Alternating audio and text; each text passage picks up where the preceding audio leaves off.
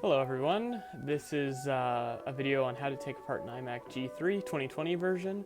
So I'm working on a 1999 iMac G3 slot loading, and this specific computer is a grape. I'm going to be showing how to take out the motherboard, hard drive, DVD drive, and as the case pieces as well. So first thing you need to do is remove this cover, which you do by using a flathead screwdriver, or sometimes if you have a key that's really thin, you'll be able to shove it in the little slot. You can see there's a little slot right down at the bottom. All you have to do is put it in and then kind of pry up and it'll pop right off. Then you can see that there's 4 screws right there, but you only need to do or undo the top 2. The bottom 2 are not necessary to be undone, so just undo those 2. And then after that, there's not too much else that you have to do to get the bottom piece of the case off. So right now, it's really tight and I can't do it, so I had to get another screwdriver that would give me some more leverage to be able to undo that screw. On some computers, you have to unlock the RAM door. I'm not 100% sure why it's only some computers, but on this computer, I always do it just to be sure that I won't run into any problems while taking off the case. So I do it on this case. And I couldn't find a flathead screwdriver that's long enough. I packed it away into storage. So what works great is like a quarter or even like car keys. Pretty much anything with a flat edge that's wide enough to go in there will work great.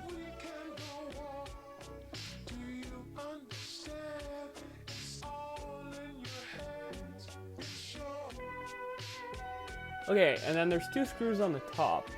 So those are the only other 2 screws that hold on the case. So all you gotta do is undo those 2 screws, and then you just lift the back of the case up towards the front of the computer, and that'll allow the little plastic tabs to come out of the clip area, and then you can take it off.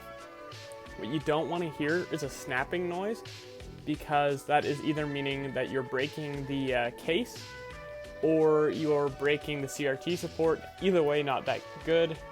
Sometimes it'll make a click noise and it won't be super loud, and that's fine. You don't need to worry about that.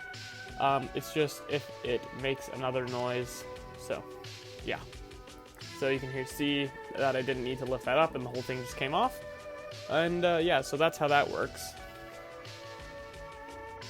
So this is how you remove the motherboard shield. There are 6 screws holding it in. There's 2 along the edge there, 2 on the top, and 2 along the edge on the other side.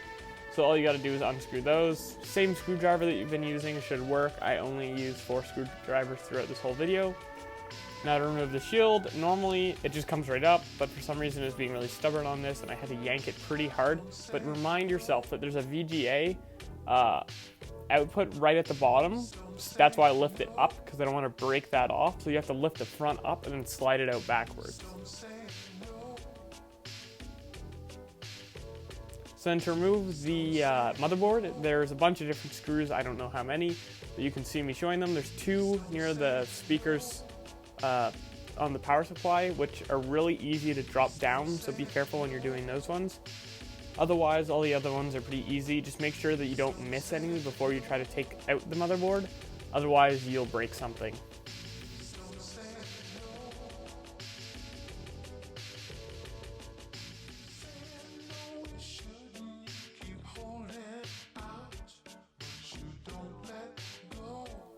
So then all you need to do now is remove the RAM and the IDE cables, and you should be able to get the motherboard out.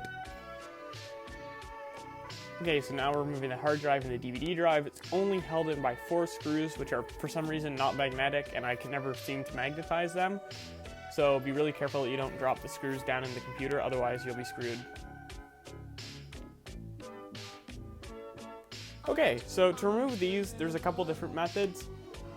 You can put hot glue on it and wait for it to dry and then pull them out. Or if you have the same screwdriver set that I have, or a similar screwdriver set, you can just use a really, really small flathead and pry them out. Now you can see that I'm not organizing my screws at all, because I don't need to. I work on these so much that I know where each screw goes. And let's say I did forget, which I wouldn't, I could just look back at the video to see where each screw came from.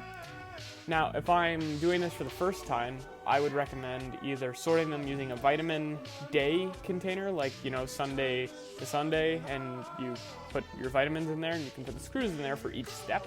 That works, but I don't need to. So you can see I just pried those out, and then all I have to do is unscrew those 2 screws.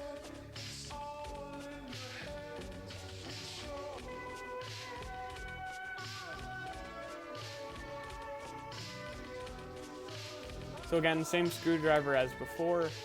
It is just the average Phillips that I've been using throughout the whole video that does every single Phillips screw. There's one screw gone.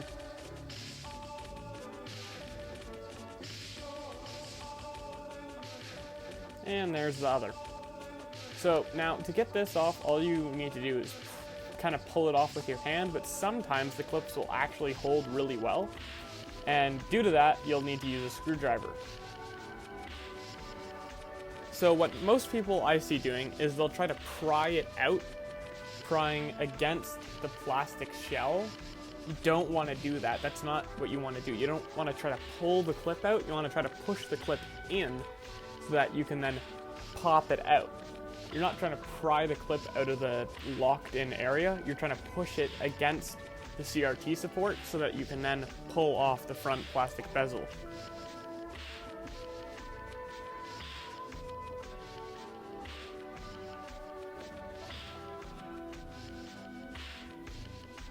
As you'll see, right now I'm not prying on it, I'm just pushing. I'm just trying to get it in there, I'm not prying. 'Cause it'll damage the case and you don't want that. Now, see, I just pried up at the top to pop it out, but that was fine because it was already loose. Doing the same thing here, just trying to work it in. Perfect, and then do the same thing for all sides and you should be good. But be really careful, because if you have a really good condition case, you don't want to break it. Trust me, I've done it before and it sucks.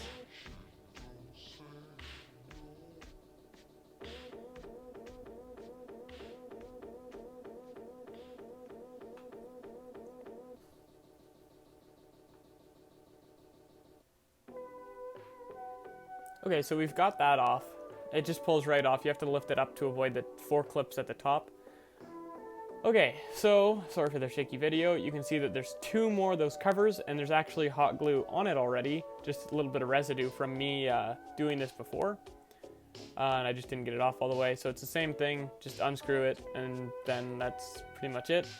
Now there's 5 screws that hold on the shell, the plastic colored piece.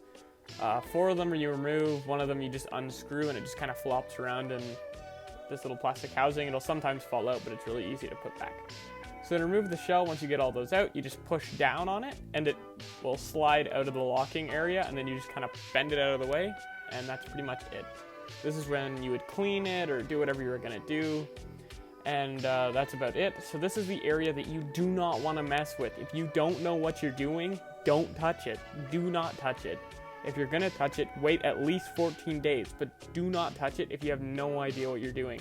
There's an earlier video where I show how to discharge it. It's the 2017 version of this video. So part 2 will be coming up on how to assemble it, and I hope you like it, so please like and subscribe for more content.